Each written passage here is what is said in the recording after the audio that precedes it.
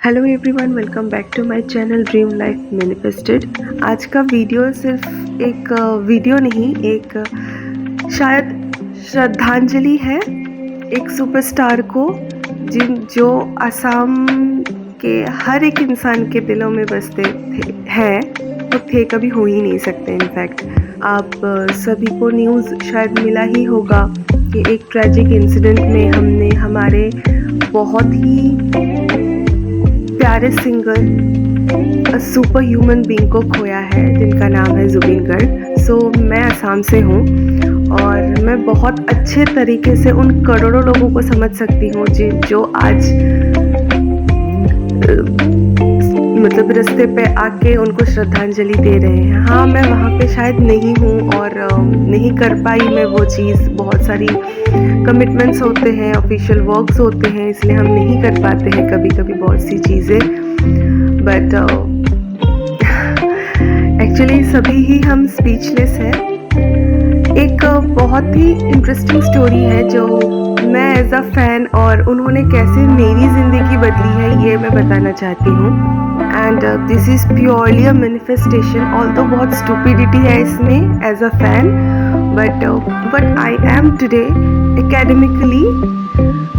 It's all because of Mr. Zubin Garg. So let's start with the manifestation story. वैसे ये story मेरे हर एक school के और कॉलेज के दोस्तों को पता है। So it might be funny for someone, but for me, as I think now, it's a pure manifestation. So as a fan, मैं पहली बार रूबरू हुई थी सर से, जुबिन गर्ग सर से, जब मैं क्लास 9 या 10 में थी। और फिर मेरे दिमाग में भूत सा चढ़ गया कि मैं उनसे शादी करूँगी। And at that time I got to know that his wife Garima madam is a fashion designer. So मेरे लिए ऐसा था कि अब मैं खुद को कैसे सर के सामने उस लेवल का बनाऊँ।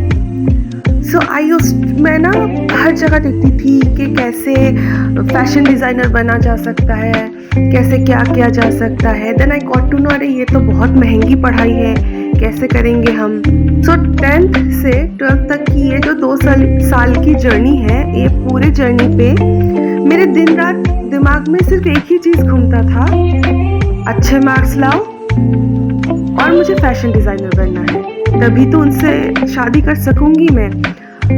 और ऑल्दो ये आज के डेट में मुझे पागलपन लगता है या किसी को भी लगेगा, पर एट दैट टाइम मैं अपने इस इच्छा के अगेंस्ट कुछ सोचती ही नहीं थी। आई यूज्ड टू थिंक कि I have to be a designer anyway, anyhow possible.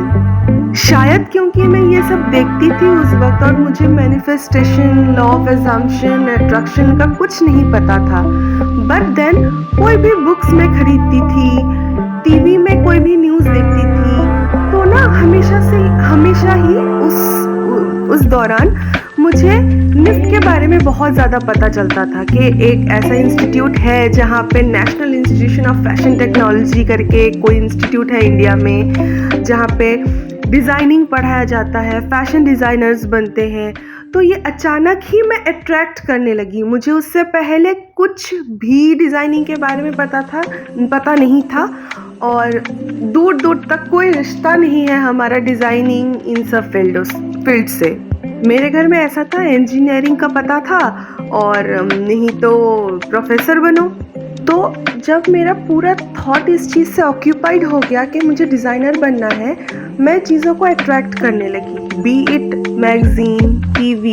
और फ्रॉम नोवेयर एक दिन मेरी मासी आके मुझे बोलती है कि अच्छा तुम्हें डिज़ाइनर बनना है, एक इंस्टीट्यूट है ऐसा ऐसा करके, उसमें फॉर्म्स आने लगे हैं, तो फिल कर दो। और बिलीव मी, मुझे कुछ भी नहीं पता, ABCD भी नहीं पता था कि नेशनल इंस्टीट्यूट पे कैसे एग्ज़ाम होता है, कुछ होता है। She has helped me with everything. मुझे आज भी बहुत अच्छे से डेट याद है, that was 23 December 2013 I suppose. और फिर मैंने एग्ज़ाम दिया, मैं पास भी हो गई और फिर I am a designer now. But but the thing is, ये सुनने में बहुत ही स्टूपिड लग रहा होगा कि मैंने डिज़ाइनिंग सिर्फ इसलिए की क्योंकि मुझे जुबेन सर से शादी करनी थी, which is very stupid of my self. But at that time I was a really big fan. I am a really big fan, but obviously I've got my senses now. But इस video में पूरा take away ये है कि मैं ना वो 2 साल अपने विश के खिलाफ कुछ सोचती ही नहीं थी.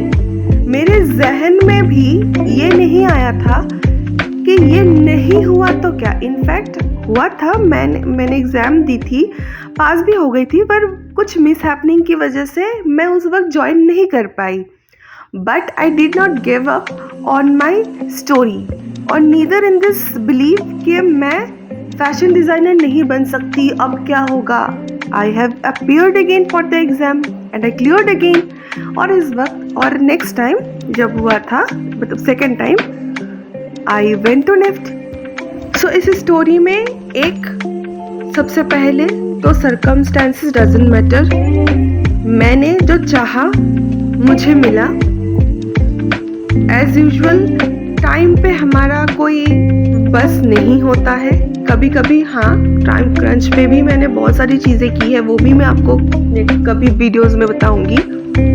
और दूसरी बात ये कि अगर हम डटे रहें अपनी स्टोरी पे mentally, it has to manifest in your 3D. It has to. There is no other option. No other option. Universe या आपका सबकॉन्शियस माइंड वो खुद आपके प्लेट में लाके परोसेगा. बस आप दिमाग लगाना बंद कर दीजिए. कैसे होगा, कब होगा, होगा, होना ही है उसमें, क्योंकि आपने सोचा है. आप थॉट्स वैसे दे रहे हो. अगेंस्ट अगर आप नहीं सोचोगे तो अगेंस्ट नहीं होगा. I hope I am able to make you understand what thought, how thought works.